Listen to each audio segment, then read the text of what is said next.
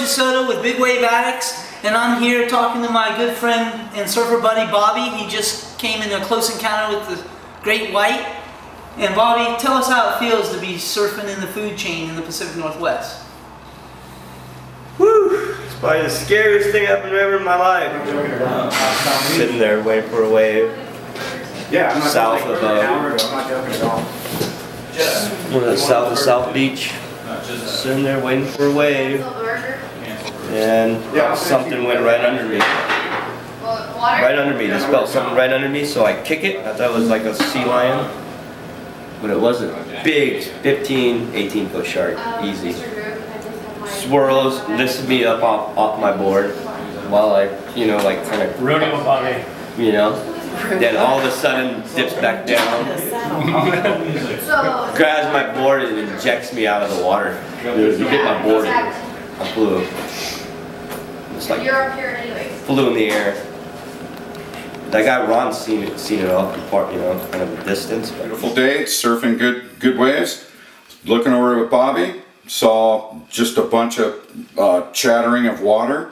Looked over the next thing, said, "Hey, what's going on over there?" Next thing I see is a 2-foot dorsal come up, grab his board, and just shot him up about 10 feet up into the air. It was just like Old Faithful and came back down. And that's the last thing I saw, besides swimming in. So, I'm going to ask you, I can reconstruct some of what I'm saying.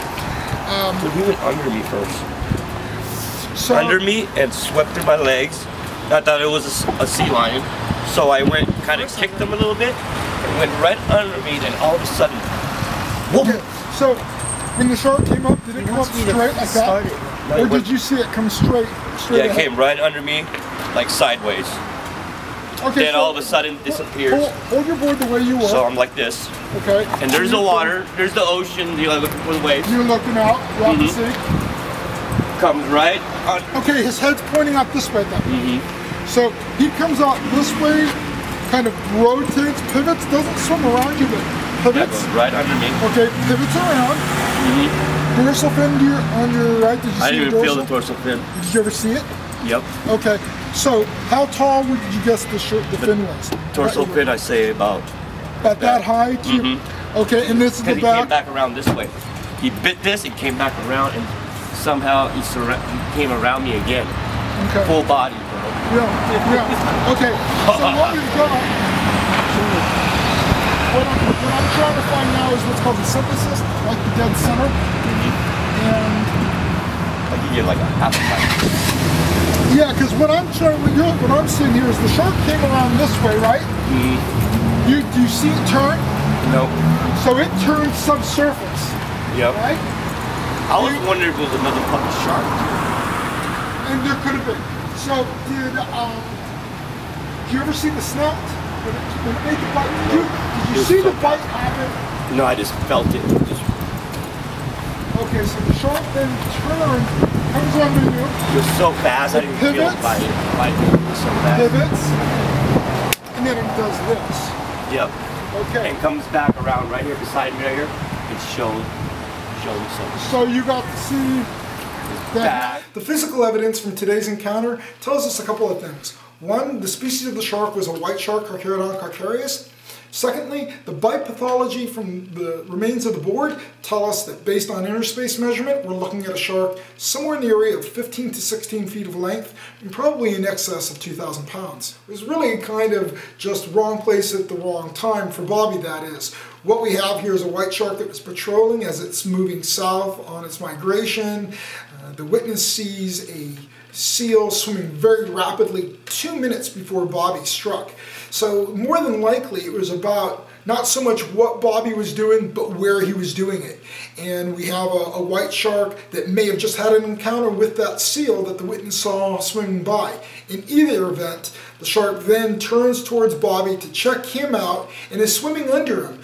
As soon as Bobby thinks there's something by him like a seal, he stomps down, hits the shark. Now it's kind of woken the shark up about whatever this object at the surface is. It's animated. And that might have been that one further cue that the shark needed to respond. And he responds very quickly. He spins around underneath and launches both the surfer and the board into the air.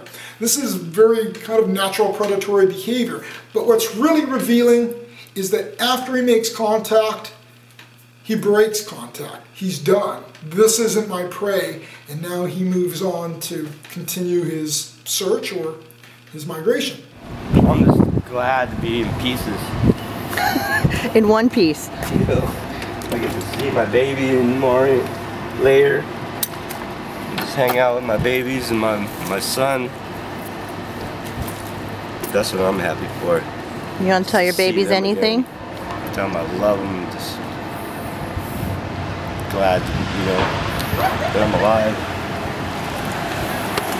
The most intense feeling, you know.